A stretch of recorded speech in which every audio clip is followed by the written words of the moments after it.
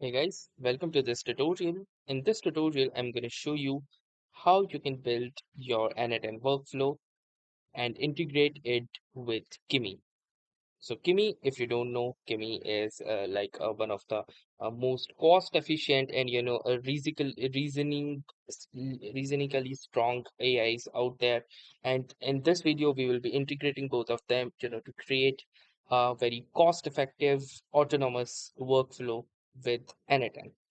So it doesn't matter if you are trying to integrate into your massive project or you are just starting with n8n and these concepts, this video will be going to be very helpful for you as not only Kimi, you will learn on how you can integrate any particular AI service with your n8n workflow.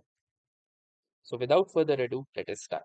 But before we start, one thing that I'm going to tell you guys is that if you don't know about any of these workflows, n8n, or any of these concepts, then you can check out our previous videos where I have explained them in details and in depth so that you can find out what workflows are, what n8n is as a service is actually is.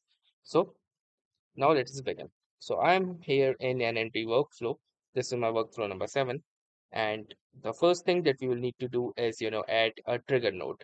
So this will basically determine what triggers this particular workflow.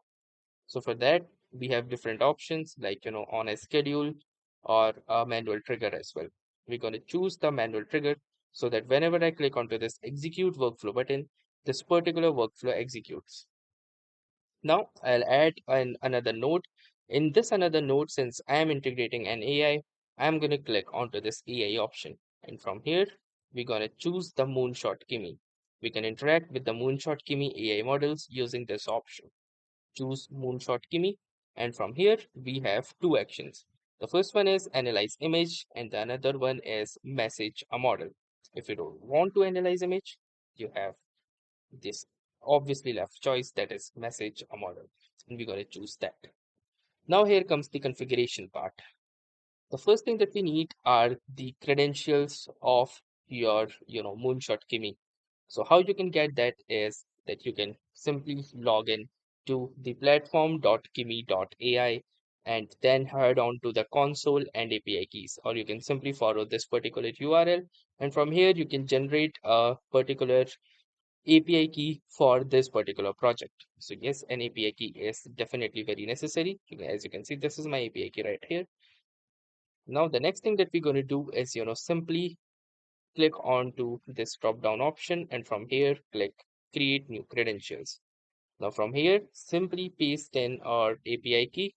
And for the region, since Kimi is based in China, we have two options, either China or international. We're going to choose international.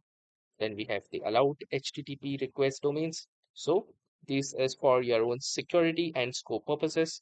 If you click on to allow, then this particular workflow will allow all requests when used in the HTTP request or GraphQL node. So basically all of the domains will be able to be accessed. Then we have the specific domains. This means that you can restrict access to specific domains for your own organization domain, subdomains, or maybe to particular domains and for better security management. If you do not want your particular workflow to contact any domains at all, you can simply remove them or block all of the HTTP requests using this none option. But for now, we're going to choose the all option. Then we're going to click onto the save button, and you can see that the credentials have been successfully created inside a personal space. So yes, they also get stored there. Now, as you can see, our credentials are there. For resource, we have three options, either image, text, or if you wish a custom API call, you can do the same as well using the custom API call option as well.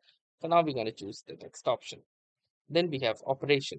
For the operation, we again have either message a model or custom API call. We're going to choose message a model. And then from here, you can choose the model. Kimi currently has these two models available, the Kimi K2.7 code or the Kimi K2.6. I'm going to go with the lower effort one. And from here, I can simply type in the prompt like, hello, who are you and how are you? So as you can see, I have typed in the prompt. Then apart from that, we have the personas or the role. So currently we have this option selected, that is the user option. which sends a message as a user and gets a response from the model. And another one is the assistant, where it tells the model to adopt a specific tone or personality. So since we will be choosing the user option for this particular demonstration, then if you wish to add any attachments, you can simply enable this add attachments, and from here you can add the attachment as in data if you want. We have the simplify output as well. If you want, you can enable this.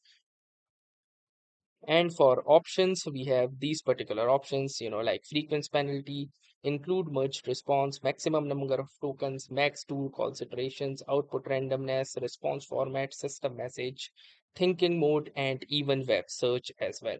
So all of these particular settings depends upon the service that we are using. For Kimi, these models are there. For Gemini, there are more other Google related properties or options like adding Google search or Google Maps integrations as well. And similarly for Claude and other services out.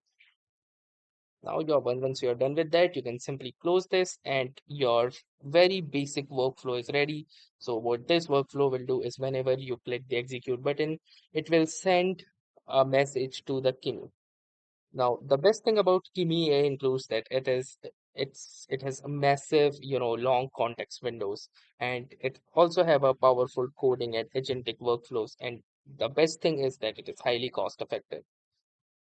So, it can read, process, and like summarize huge files, lengthy documents, and large code bases all at once without losing track of like earlier details. And also, it offers like performance close to top tier proprietary models at much lower cost per token via API and developer platforms. So, yes, if you are looking for like a low budget or a limited budget workflow with AI capabilities, then Kimi could be your go to model. Now, the next thing we need to do is, click onto this execute workflow button. So this whole workflow gets executed. And as you can see, the first node successfully executed whereas we received an error in the second one. It says the service is receiving too many requests from you. Let's check it out what it basically says. So it says your account is suspended due to insufficient balance. Please recharge your account. So yes, that is true. I currently have not recharged my uh, particular Kimi account. As you can see, I must not have any particular usage out right there. So I might need to recharge it. I will. For that, you can simply head on to this recharge options, and from here you can recharge with any of the amounts that you want, starting from minimum $5. As for most of the other AIs out there, the minimum is $5. And from here, the first thing that you will need to do is recharge, and then you will be like basically able to use the Kimi model using the API mode. So once you do that, once your recharge is successful, your API key will be actually able to communicate to the Kimi model, and you will actually receive an output instead of this particular error that we encountered, that we have insufficient balance. But if you have sufficient balance, then trust me, this particular workflow will going to work. And apart from that, you can add other nodes. You can even copy this node and like also add it to other parts wherever you need to message your Kimi model. You can also check out its table and JSON structure as well if you wish. So basically, this was pretty much it about integrating this particular Kimi model with your n8n. And this was one of the continuation. I choose this model, like you can definitely choose this model like because due to its cost efficient and advanced coding and also like large context windows, so it will basically let you result in less token usage than other models, and that too at a fraction of a cost. So that was basically it about this particular tutorial. I hope this video was helpful to you. If this video was helpful to you, do make sure to drop in a like, to let us know in the comments if you run into any issues, if you have any questions that you are guys are pondering about, or anything that could be. And also do make sure to share this video with your friends or families or anyone who is new to n8n, who is trying to integrate these things, who is learning. Even I am myself learning, so yes, it's a great thing. if you can help them out. And also do subscribe our YouTube channel for more such exciting and helpful video contents out there. So that was all. Thanks for watching and have a nice day.